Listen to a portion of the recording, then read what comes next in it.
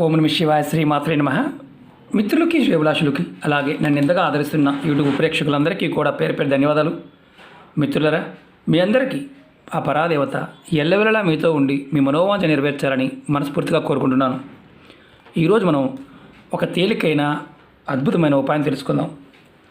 ఎంత కష్టపడినా అవసరాలకు తగ్గ డబ్బు రాకపోవడం, అలాగే ఇంట్లో కుటుంబ సభ్యులు, అలాగే స్నేహితులు, చుట్టుపక్కల ఉన్నవారితో ఎప్పుడు ఏదో ఒక గొడవ రావడం, మనం ఏ పని చేసినా మనకి ఉపయోగపడకుండా మన సలహాలు మిగతా వారికి ఉపయోగపడటం, అలాంటి సందర్భాల్లో ఆర్థికంగా అంటే మీరు కుటుంబ సభ్యులు అంటే అన్నదమ్ముల మధ్య, అక్క చెల్లెళ్ళ మధ్య, తల్లి పిల్లల మధ్య ధనానికి సంబంధించి గొడవలు రావటం, అంటే ఆస్తి తగాదాల దగ్గర నుంచి మీ దగ్గర ఉన్న ₹2, ₹3 గురించి కూడా గొడవలు రావటం, అలాగే ఇంట్లో భార్య కానీ భర్త కానీ ఒకరి మీద ఒకరు అంటే ఆర్థికమైన విషయాల్లో తోలనడటం, అంటే తిట్టుకోవడం, పిల్లల ముందు పిల్లలకి కంప్లైంట్ చేయటం, అంటే మీ అమ్మ ఇలా, మీ నాన్న ఇలా, ఇలాంటివి ఇవన్నీ జరుగుతున్నాయంటే చాలామంది ఏమనుకుంటారంటే మనం మాట వినడం లేదు,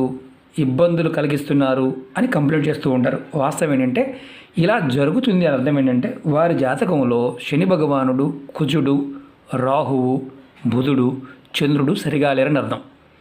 అంటే చంద్రుడికి వీరందరూ తోడైనప్పుడు, మిగతా గ్రహాలు తోడైనప్పుడు మానసికంగా, ఆర్థికంగా, కుటుంబ పరంగా రకరకాల ఇబ్బందులు వస్తాయి. దానిలో ప్రప్రథమంగా వచ్చేది ఏంటంటే ధనానికి సంబంధించిన సమస్యలు. మనం ఈ చిన్న పరిహారం ద్వారా ఈ సమస్య నుంచి బయటపడవచ్చు. ఈ పరిహారాన్ని ఎలా చేయాలి, ఏ విధంగా చేయాలి తెలియచేస్తాను. మీకు ఈ పరిహారం చేయటం వల్ల అనేక లాభాలు ఉంటాయి. ధనం అనేది రావడానికి అవకాశాలు పెరుగుతాయి, కుటుంబపరంగా గౌరవ మర్యాదలు పెరుగుతాయి. అలాగే జాతకంలో శని భగవానుడు, కుజుడు యొక్క ప్రభావం అంటే ప్రస్తుతం మనం ఎదుర్కొంటున్న అతి భయంకరమైన సమస్య ఏదైతే ఉందో, దానికి కారణమైన గ్రహాలు ఏదైతే ఉన్నాయో వాటి నుంచి కూడా మీకు రక్షణ కలుగుతుంది. అలాగే శత్రువుల నుండి, అంతర్గత శత్రువుల నుండి కూడా రక్షణ లభిస్తుంది ఈ ఉపాయం చేయడం వల్ల. మీరు జాతక దోషాలు చాలామంది ఏంటంటే ఒక సలహా ఇస్తారు, వీరి సలహా ఇచ్చింది అవతల వారికి అద్భుతంగా పనిచేస్తుంది, కానీ తనకు తానుగా చేసుకునేసరికి అది ఎటువంటి ఫలితాన్ని ఇవ్వదు. అలా జరుగుతుంది అంటే మీ జాతకంలో శని భగవానుడు, కుజుడు, రాహువు, బుధుడు యొక్క ప్రభావం అధికంగా ఉందని అర్థం. అలాగే కొంతమందికి ఏ పని మొదలుపెట్టినా ఏదన్నా మొదలుపెట్టిన దగ్గర నుంచి ఏదో ఒక సమస్య ఎదుర్కోవాల్సి వస్తూనే ఉంటుంది. వారు ఏమనుకుంటారంటే ఆటంకాలు ఏర్పడడం వల్ల, ఎవరో వల్ల ఏదో చేశారు, మా మీద ఏదో తంత్రమంత్ర ప్రయోగం చేశారు, అందువల్ల అవ్వట్లేదు అనుకుంటారు. వాస్తవానికి అది కాదు. వాస్తవం ఏంటంటే జాతకంలో శని భగవానుడు, కుజుడి యొక్క ప్రభావం చేత అలా జరుగుతుంది. అలాగే ఏ పని చేసినా అది పూర్తి కాదు అలాంటి సందర్భాల్లో.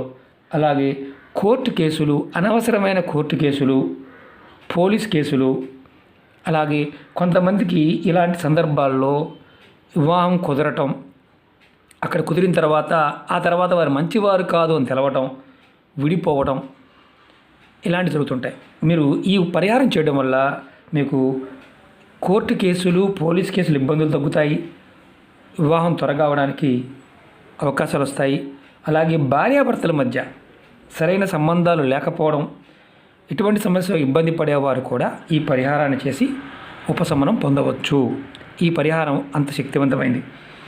మీరు చాలామంది అంటుంటారు, గురువుగారు మా ఇంట్లో వాళ్ళే మా శత్రువులు అని. అలా ఉన్న ఈ పరిహారం చేసి ఫలితాన్ని పొందవచ్చు. శత్రువులు అధికంగా ఉన్నారు, మిమ్మల్ని ఇబ్బంది పెడుతున్నారు అంటే కుటుంబ సభ్యులు, చుట్టాలు, స్నేహితులు, ఉద్యోగస్తులు, బయటవారు ఎవరైనా సరే మిమ్మల్ని ఇబ్బంది పెట్టకుండా ఉండడానికి ఈ ఉపాయాన్ని చేయవచ్చు. ఆడవారైనా మగవారైనా ఈ ఉపాయం చేయవచ్చు. ఆడవారు నెలసరి సమయంలో మాత్రం చేయకూడదు. మిగతా ఆహార నియమాలు ఏమీ లేవు, ఎవరైనా చేయవచ్చు. నెలసరి సమయంలో మాత్రమే చేయకూడదు, మిగతా ఎటువంటి నియమాలు ఏమీ లేవు, మిగతా వారు ఎవరైనా చేయవచ్చు. ఈ ఉపాయానికి కావాల్సింది 11 రావి ఆకులు. రావి ఆకులు ఇలా డ్యామేజ్ అని తెచ్చుకోకూడదు, అంటే ఇలా ఎండిపోయినవి, బెజ్జలు పడేవి తెచ్చుకోకూడదు. హోల్స్ ఉన్నవి ఇలా క్లీన్గా ఉండేవి, డ్యామేజ్ కాని ఆకులు తెచ్చుకోండి. 11 ఆకులు తెచ్చుకోండి. మీకు గుర్తుంచుకోవాల్సిన విషయం ఏంటంటే ఈ ఉపాయానికి కావాల్సింది ప్రప్రథమంగా రావాకులు, అలాగే ఈ ఉపాయం చేయడానికి కుంకుమ కానీ గంధం, చందనం అంటాం కదా, కావాలి. అలాగే ఇందులో మీరు ఏదైనా కుంకుమని వాడుకోవచ్చు, గంధాన్ని కూడా వాడుకోవచ్చు మీకు అందుబాటులో ఉన్నదాన్ని బట్టి. ముందుగా ఈ ఉపాయాన్ని ఎప్పుడు చేయాలంటే మంగళవారం నాడు చేయాలి. మంగళవారం కుదరకపోతే శనివారం నాడు చేయండి. మంగళవారం నాడు కానీ శనివారం నాడు మాత్రమే చేయాలి, మిగతా సమయంలో చేయకూడదు. ఆకులు కూడా ఆ రోజు మాత్రమే తెచ్చుకోవాలి, మిగతా సమయంలో ముందుగా తెచ్చి చేయకూడదు. చెట్టు దగ్గరికి వెళ్ళినప్పుడు మీరు చెట్టుకు నీరు పోసి నేను నా అవసర నిమిత్తం తీసుకుంటున్నాను అని ఆకులు తెచ్చుకోవాలి. చెట్టు ఎక్కడ ఉన్న ఆకులైనా పర్వాలేదు, ఇబ్బంది లేదు. 11 ఆకులు మాత్రమే తెచ్చుకోవాలి. మీరు ఈ ఉపాయాన్ని మంగళవారం ఉదయం నుండి సాయంత్రం లోపు ఎప్పుడైనా చేయవచ్చు. సాయంత్రం అంటే 6 లోపు మాత్రమే, అంటే సూర్యాస్తమయం అయ్యే లోపు మాత్రమే చేయాలి తప్ప ఆ తర్వాత చేయకూడదు. మీరు గుర్తుంచుకోవాల్సింది ఏంటంటే ఇది అద్భుతమైన తాంత్రిక ఉపాయం. మనకి ఈ ఉపాయాన్ని పరిపూర్ణమైన విశ్వాసంతో నమ్మకంతో చేసినట్లయితే ఫలితం వచ్చి తీరుతుంది. 11 ఆకులు తెచ్చుకున్న తర్వాత మీరు ఆకుల్ని శుభ్రంగా క్లీన్ చేసుకోండి, వాటిని నీటితో కడిగి పక్కన పెట్టుకోండి. తర్వాత కుంకుమతో నేను చూపిస్తాను. కొద్ది కుంకుమ తీసుకోండి లేదా చందనం తీసుకోండి. ఇలా నీరు పోసి ఉంగరపు వేలుతో కలపండి. తర్వాత ఈ 11 ఆకుల మీద మీరు హమ్ అనే అక్షరాన్ని రాయాలి.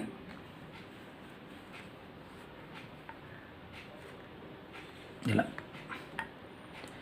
కాస్త డార్క్గా రాస్తే కనిపించేది హమ్. నేను వీడియో డిస్క్రిప్షన్లో హమ్ అనే పదాన్ని పెడతాను, ఎందుకంటే కన్ఫ్యూజ్ ఎక్కువ ఉంటుంది మన వాళ్ళకి, అందుకని హమ్. మళ్ళీ చూపిస్తున్నాను. 0 హా రాసి 0 రాయాలి. ఇలా హమ్ అనే అక్షరాన్ని 11 ఆకుల మీద రాయాలి, హమ్. ఇది రాసిన తర్వాత మీరు ఒకటి గుర్తుంచుకోండి, గంధంతో కానీ కుంకుమతో కానీ నీటిని కలిపి ఉంగరపు వేలుతో రాయాలి. ఉంగరపు వేలుతోనే రాయాలి, వేరే దేంతో కూడా రాయకూడదు. ఈ అక్షరం రాసే ముందు మీ మనసులో ఏదైతే మీరు ఇబ్బంది పడుతున్నారో సమస్యలు, అంటే ఆ సమస్య గురించి మీరు కోరుకోండి. ఏమని, ఇలా ఇబ్బంది పడుతున్నాను, ఆ ఇబ్బంది తీరిపోవాలి, అందుకోసం చేస్తున్నాను అని మీరు కోరుకొని అక్షరాన్ని రాయండి.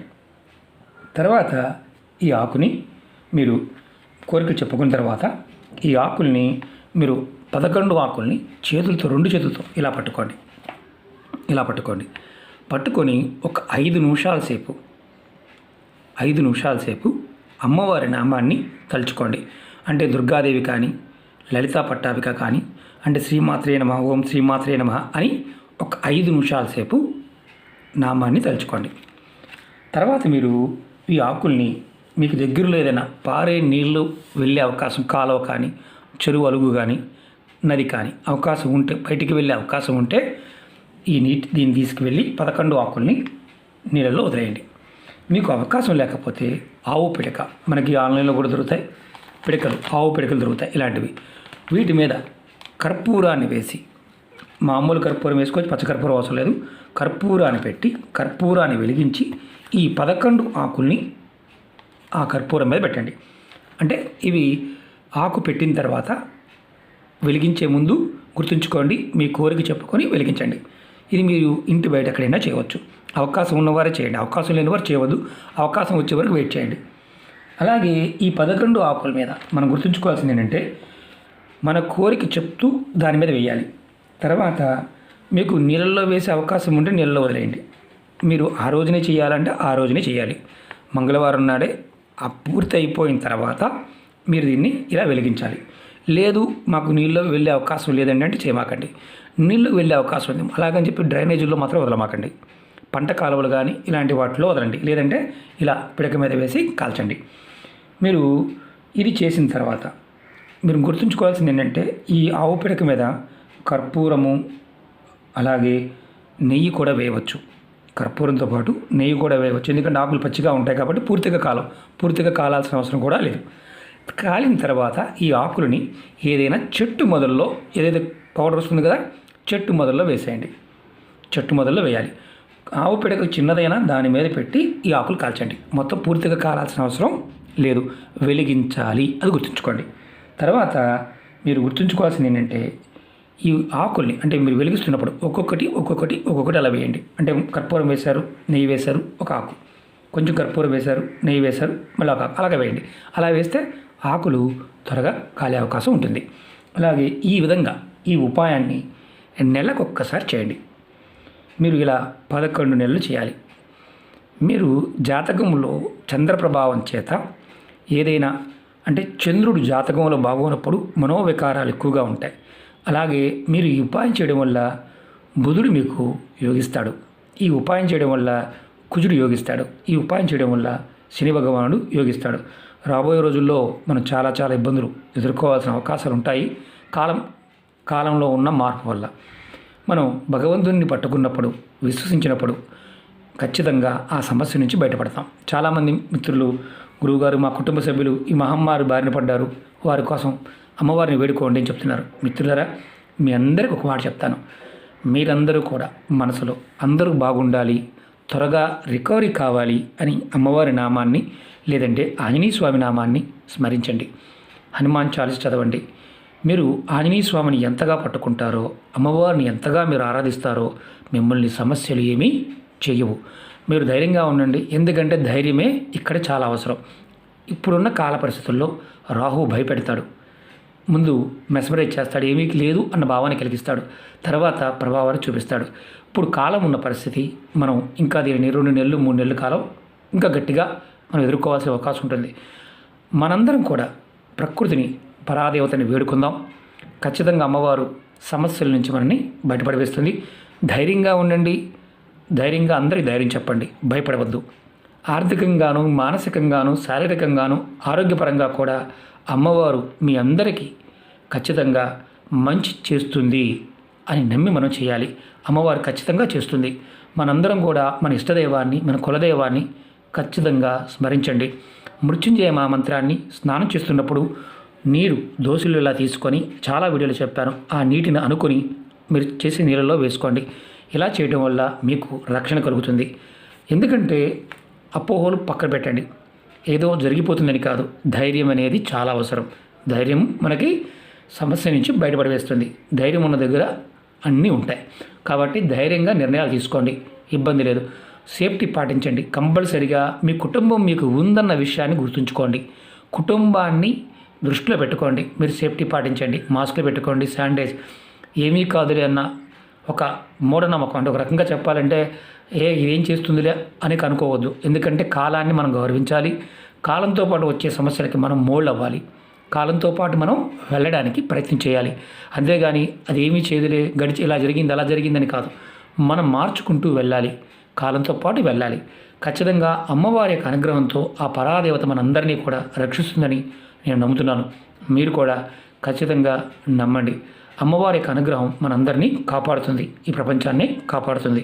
ఓకే మిత్రులారా, మీకు ఈ వీడియో నచ్చినట్లయితే లైక్ చేయండి, ఛానల్ సబ్స్క్రైబ్ చేసుకోండి, పక్కనే ఉన్న గంట సింబల్ని యాక్టివేట్ చేసుకోండి, 10 మంది మిత్రులకి షేర్ చేయండి.